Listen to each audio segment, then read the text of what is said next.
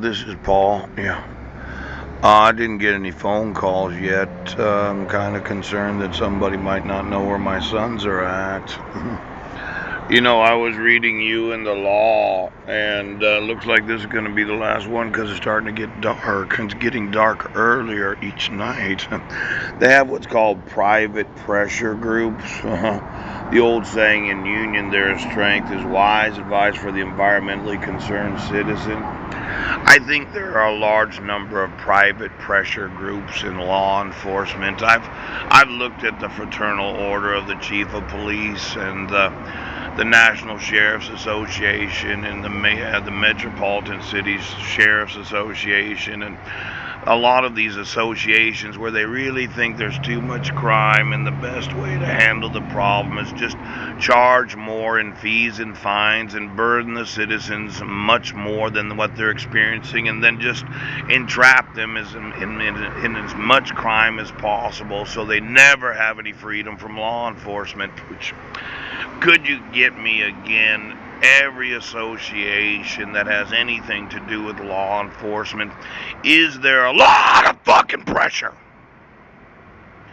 to just arrest more citizens, charge them more money, and keep them in the system for longer and longer periods of time?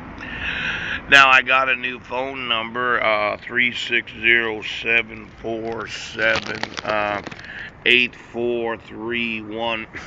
For those in the upper echelons of society that thought, well, we don't have to enforce the laws. We can default on our obligations to the citizens.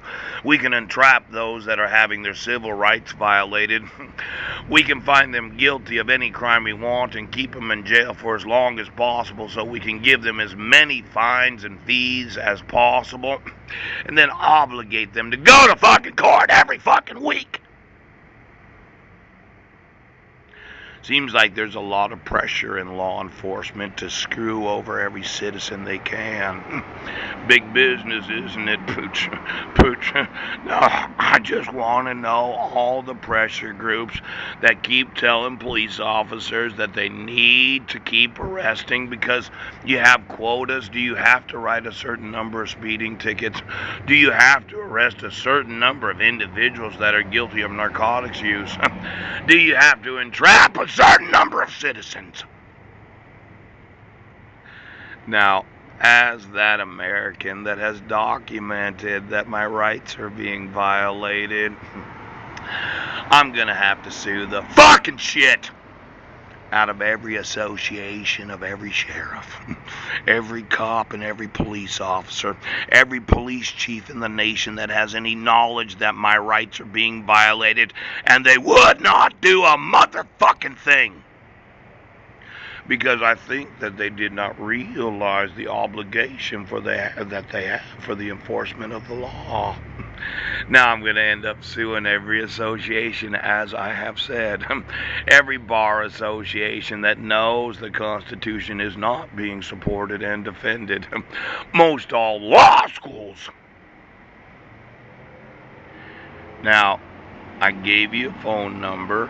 It's a Wi-Fi phone number. I can receive texts and phone calls when I'm on the internet with my cell phone, okay? Now, you fucked me over for the last 6 years, and I'm going to absolutely screw over every association in this nation that thinks there needs to be more pressure on those that are citizens, all right?